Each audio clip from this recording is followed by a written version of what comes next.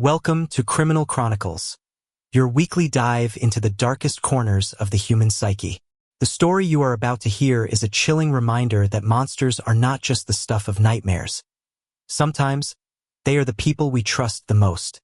This is a tale of betrayal, brutality, and a community's unwavering quest for justice.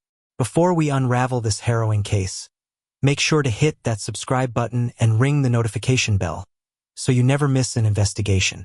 Now, let's delve into the heart-wrenching story of a life cut short and the dogged determination to bring a killer to light. The late afternoon sun cast long, distorted shadows across the manicured lawns of the quiet suburban street. It was the kind of neighborhood where the biggest news was usually a new family moving in or a dispute over a property line. Laughter from children playing in a nearby park occasionally punctuated the otherwise tranquil air. Inside the two-story house with the freshly painted blue shutters, however, a different kind of drama was silently unfolding, one that would soon shatter the peaceful facade of this idyllic community. 17-year-old Lily was in her room, the walls a vibrant canvas of posters of her favorite bands and a testament to her artistic spirit. Her sketchbook lay open on her desk, the page filled with the delicate beginnings of a charcoal portrait. Music from her headphones filled her ears, a welcome escape from the simmering tension that had become a constant undercurrent in their home. Downstairs, her mother, Sarah, was in the kitchen, the rhythmic chop of vegetables a stark contrast to the frantic beating of her own heart. She was preparing dinner, a mundane task that felt monumental under the watchful eye of her husband, Mark. Mark. The name alone was enough to send a shiver down Lily's spine. When her mother had remarried 3 years ago, Lily had tried to be optimistic. She had wanted to see the happiness that had returned to her mother's eyes after the painful loss of her father. At first, Mark had been charming, attentive, the perfect picture of a loving new husband and stepfather. He had taken them on family outings, helped Lily with her homework, and even feigned an interest in her art. But slowly, almost imperceptibly at first, the mask had begun to slip. It started with small things. A dismissive comment about her drawings, a possessive grip on her mother's arm, a tone of voice that dripped with condescension. Then came the rules, arbitrary and suffocating. Her curfew was moved up, her friends were scrutinized and often deemed unsuitable, and her phone was subject to random checks. Any protest from Lily was met with a cold, unyielding glare and the accusation that she was being ungrateful and dramatic. Sarah, caught in the web of Mark's charm and manipulation, would often side with him, pleading with Lily to just try a little harder to get along. The arguments had become more frequent, more volatile. The sound of their raised voices, once a shocking intrusion, had become the soundtrack to their evenings. Lily had learned to retreat to her room, turning her music up to drown out the angry words that flew like poison darts downstairs. She had tried talking to her mother, tried to make her see the man Mark truly was, but Sarah seemed to be under his spell. "He just wants what's best for us," she would say, her voice laced with a desperate hope that even Lily could see was fading. Tonight, the air was particularly thick with unspoken resentments. Mark had lost his job a month ago, a fact he had tried to conceal with a veneer of bravado, but the strain was showing. He had become even more controlling, his temper a tinderbox waiting for a spark. The spark came in the form of a phone call. Lily's best friend, Chloe, had called to invite her to a last-minute study session for their upcoming final exams. It was a perfectly reasonable request, but to Mark, it was an act of defiance. He had snatched the phone from her hand, his face a mask of fury. "You're not going anywhere," he had snarled, his voice low and menacing. Lily, for once, had stood her ground. "I'm 17, Mark. I'm not a child." The words had barely left her lips before his hand had snaked out, his fingers digging into her arm with bruising force. "Don't you dare talk back to me," he had hissed, his eyes cold and devoid of any warmth. Sarah had rushed in then, her face pale. "Mark, please," she had pleaded, trying to pull him away, but he had shoved her aside, his focus solely on Lily. "She needs to learn some respect," he had spat, his grip tightening. Fear, cold and sharp, had pierced through Lily's anger. She had seen that look in his eyes before, a flicker of something dark and untamed. She had wrenched her arm free and fled to her room, the sound of her mother's frantic apologies echoing in her ears. Now, hours later, the house was silent, but it was a heavy, suffocating silence. Lily knew she couldn't stay. The thought of spending another night under the same roof as Mark made her skin crawl. She had a small bag packed under her bed, a just-in-case measure she had taken weeks ago. In it were a change of clothes, her sketchbook, and the emergency cash she had been saving from her part-time job at the local bookstore. She waited until she was sure both her mother and Mark were asleep. The house was a maze of shadows as she tiptoed down the stairs, her heart pounding a frantic rhythm against her ribs. She scribbled a hasty note to her mother, the words a jumble of fear and desperation. "Mom, I have to go. I can't be here anymore. I'm safe. I'll call you. I love you." She left it on the kitchen counter, a silent plea for her mother to finally understand. The cool night air was a shock to her system as she slipped out the back door. The familiar streetlights cast an eerie glow on the empty sidewalks. Every creak of a branch, every rustle of leaves in the wind sent a fresh wave of panic through her. She clutched the straps of her backpack, her knuckles white. She didn't have a plan, not really. She would go to Chloe's, just for the night. In the morning, they would figure something out. As she rounded the corner, a dark shape detached itself from the shadows of a large oak tree. A figure stepped into the pale light of the street lamp, and Lily's blood ran cold. It was Mark. "Going somewhere?" he asked, his voice deceptively calm. A slow, predatory smile spread across his face, a smile that didn't reach his cold, dead eyes. Lily's scream was a choked, desperate sound that was swallowed by the indifferent night. He lunged at her, and the last thing she saw before the world exploded in a kaleidoscope of pain and darkness was the chilling, triumphant glint in her stepfather's eyes. The morning sun streamed through the kitchen window, illuminating the untouched breakfast Sarah had prepared. The note on the counter was a stark white against the dark granite, its hastily scrawled words a punch to her gut. "Mom, I have to go. I can't be here anymore. I'm safe. I'll call you. I love you." The words were a jumble of reassurance and accusation, and they sent a fresh wave of panic through her. She had tried calling Lily's phone all morning, but it went straight to voicemail. Chloe hadn't heard from her either. A cold dread began to seep into her bones, a dread that had nothing to do with her daughter's teenage rebellion. Mark, on the other hand, was a picture of calm concern. He had found the note when he came down for coffee, his face a carefully constructed mask of worry. "She's probably just at a friend's house, Sarah," he had said, his voice laced with a soothing tone that grated on her raw nerves. "You know how dramatic she can be. She'll be back when she's cooled off." But Sarah knew her daughter. Lily was impulsive, yes, but she wasn't reckless. She wouldn't just disappear without a word to anyone. The day dragged on, each tick of the clock a fresh torment. Sarah called every one of Lily's friends, her voice growing more frantic with each denial. No one had seen her. No one had heard from her. The police were initially dismissive, chalking it up to a typical runaway case. "She's 17, ma'am," the officer on the phone had said with a weary sigh. "They do this sometimes.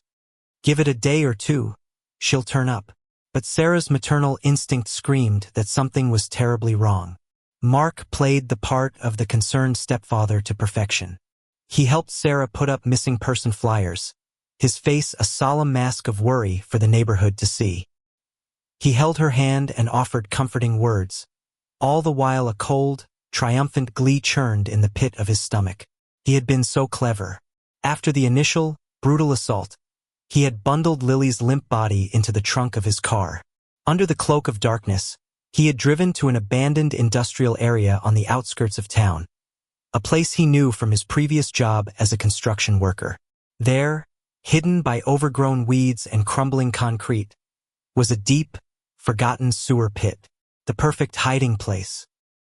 He had dumped her body into the abyss, the splash a satisfying finality to his rage. Days turned into a week, and the initial trickle of community concern swelled into a full-blown search. Volunteers combed the local parks and woods, their hopeful calls of Lily echoing through the trees. The police, finally spurred into action by the growing media attention, opened a formal investigation. Detective Miles Corbin, a man with a reputation for being as tenacious as a bulldog, was assigned to the case. Corbin was a man of few words, his weathered face a roadmap of a long and often grim career. He had a knack for seeing the cracks in a carefully constructed lie, and from the moment he met Mark, his internal alarms started to sound. Mark was too calm, too composed for a man whose stepdaughter was missing. His answers to Corbin's questions were just a little too rehearsed, his grief just a little too performative. Corbin started digging into Mark's past and found a history of short-lived jobs and a string of failed relationships, some of which had ended with accusations of domestic abuse. Nothing had ever stuck, but the pattern was there. He also discovered that Mark had recently been fired from his construction job, a fact that Mark had conveniently omitted. The motive, a volatile mix of financial stress and a need for control, was beginning to take shape in Corbin's mind. The investigation, however, was hampered by a lack of physical evidence. The house was clean, almost too clean. Mark had been meticulous in his cleanup, erasing any trace of the struggle. There were no witnesses, no security footage, nothing to tie him to Lily's disappearance. The only thing Corbin had was his gut feeling, a feeling that was growing stronger with each passing day. As the weeks turned into a month, a heavy blanket of despair settled over the town. The search parties dwindled, the media attention waned, and the bright, hopeful face on the missing person flyers began to fade and peel in the summer sun. For Sarah, it was a living nightmare. She was a ghost in her own home, haunted by the silence in her daughter's room and the ever-present, cloying concern of her husband.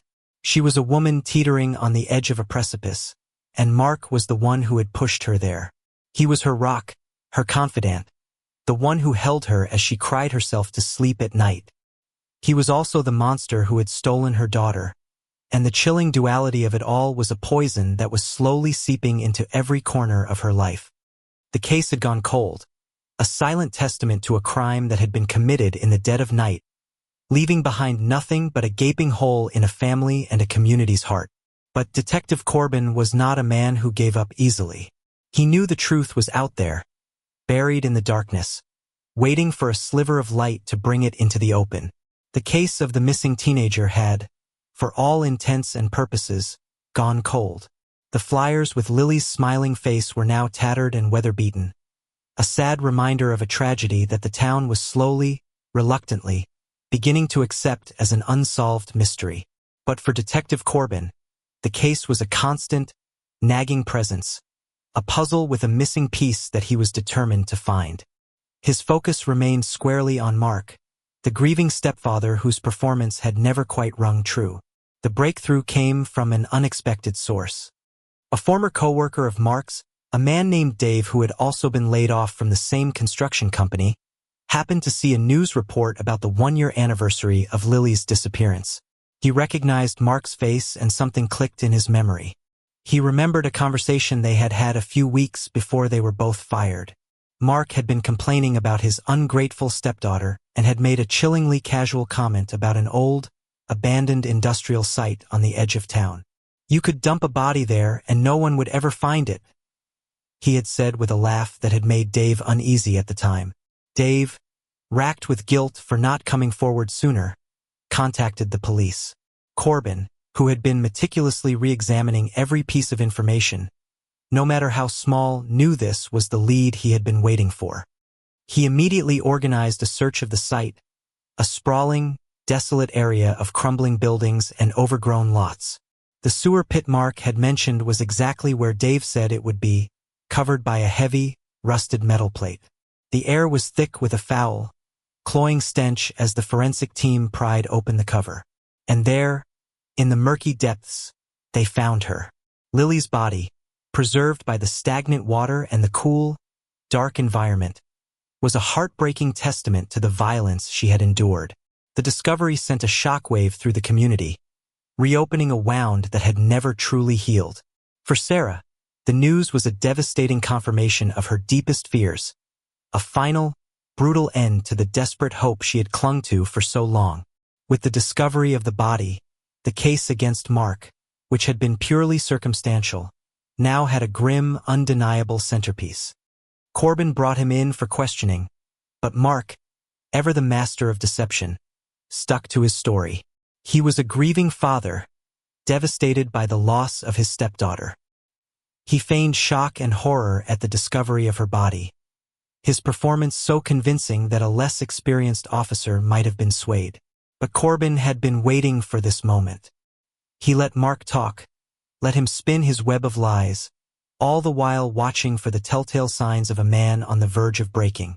The turning point came when Corbin presented Mark with a piece of evidence that he had been holding back.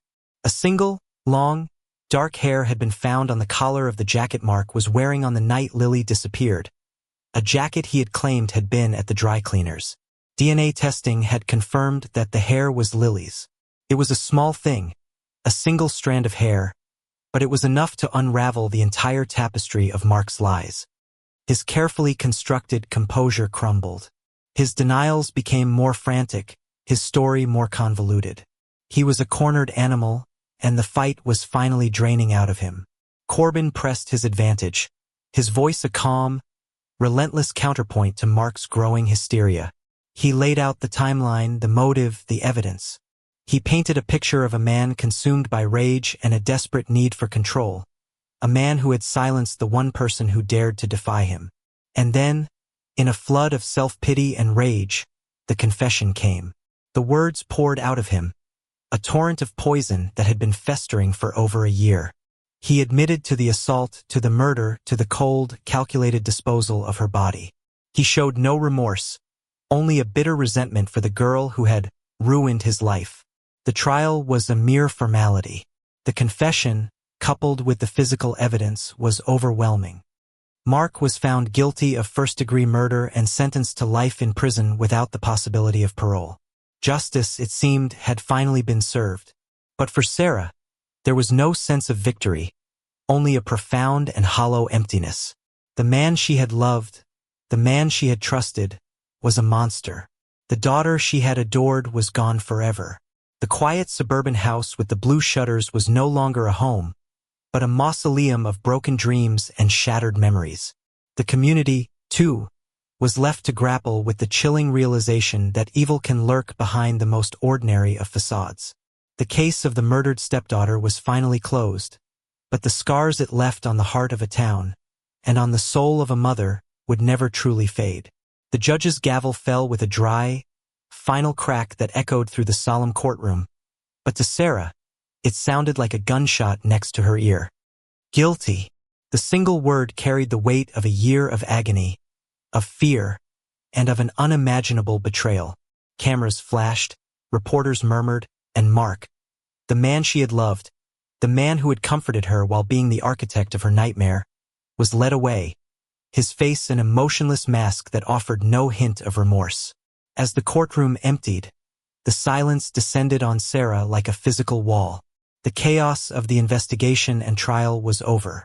There were no more daily calls from detectives, no more tense meetings with attorneys, no more pitying looks from the neighbors. There was only the emptiness, a vast, gaping void where her daughter used to be.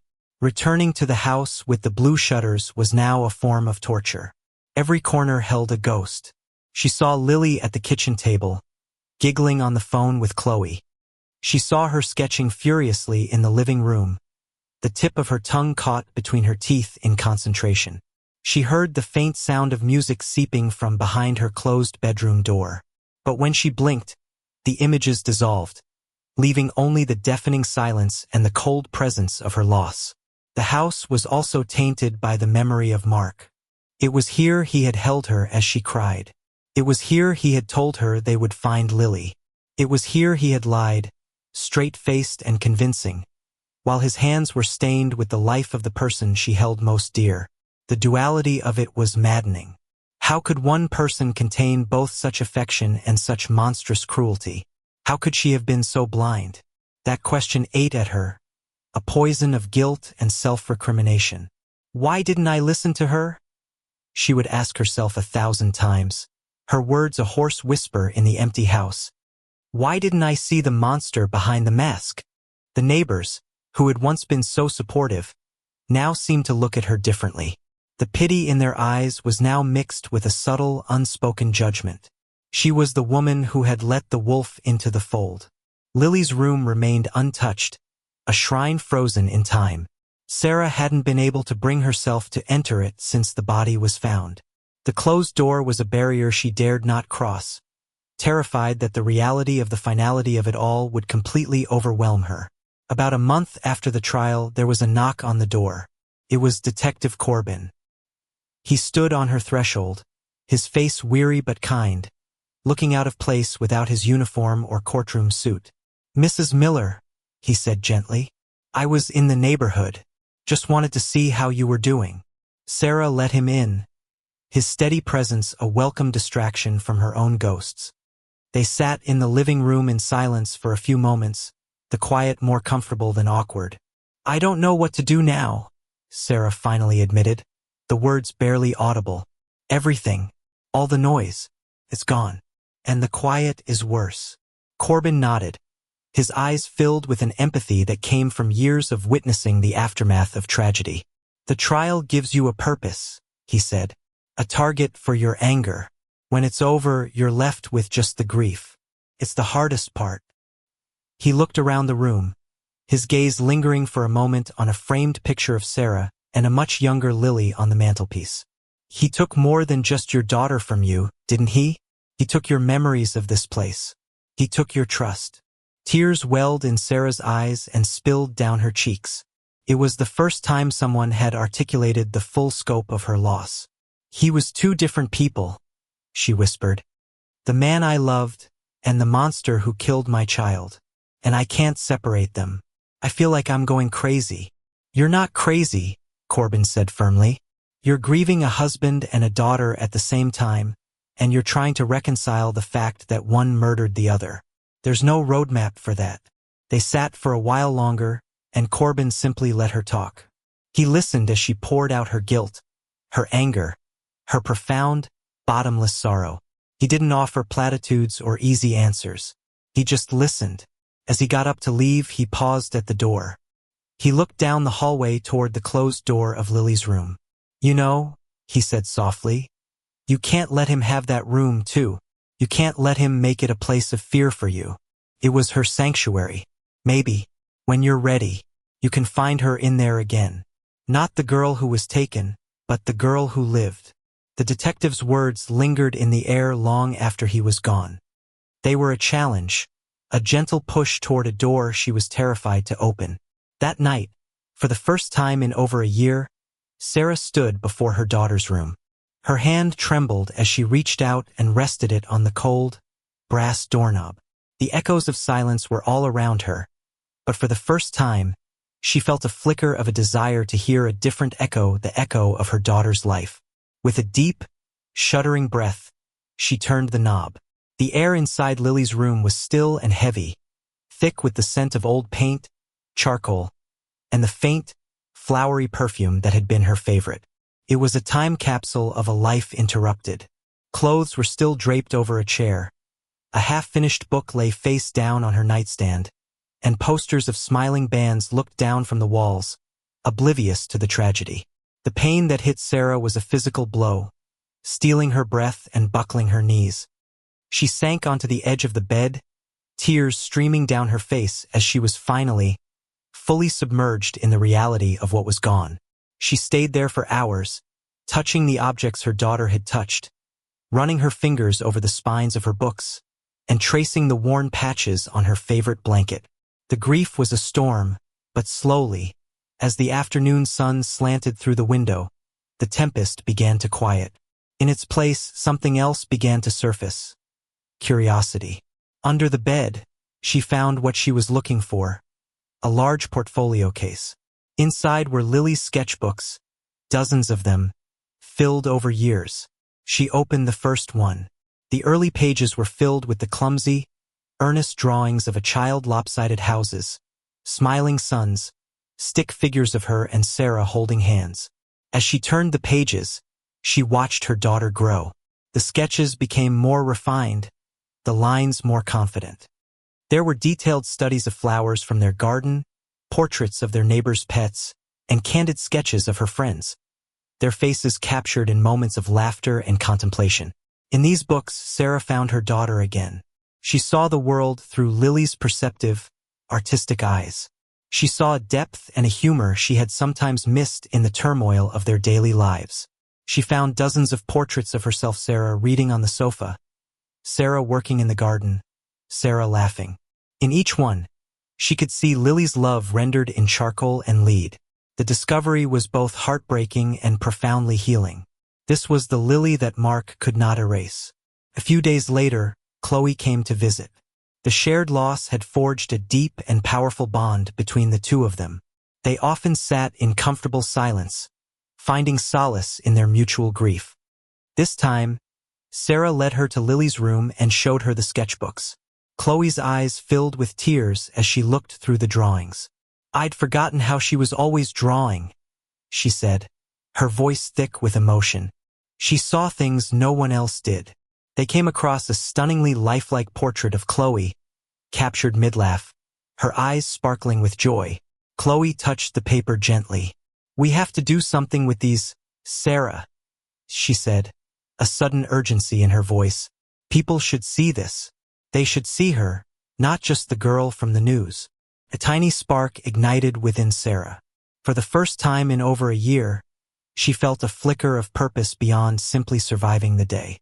An idea, fragile but persistent, began to form. "A show," Sarah said, the word feeling foreign on her tongue. "We could hold an exhibition, a fundraiser." The project became her lifeline. It gave her a reason to get out of bed in the morning, a task to focus her mind away from the endless loop of what-ifs. She and Chloe carefully sorted through the hundreds of drawings, selecting the best ones. They booked the local community center, a place where Lily had taken her first art class as a child. Word spread quickly through the town. People who had been unsure how to approach Sarah now had a tangible way to offer support. Volunteers helped frame the drawings, local businesses donated food and printing services, and the local newspaper wrote a feature story, this time focusing not on the murder, but on the young artist's incredible talent. The night of the exhibition, the community center was packed. The walls, once bare, were now alive with Lily's spirit. Her art told the story of her short life, a vibrant narrative of love, friendship, and beauty. It was a bittersweet celebration, a room filled with both tears and laughter as people shared memories.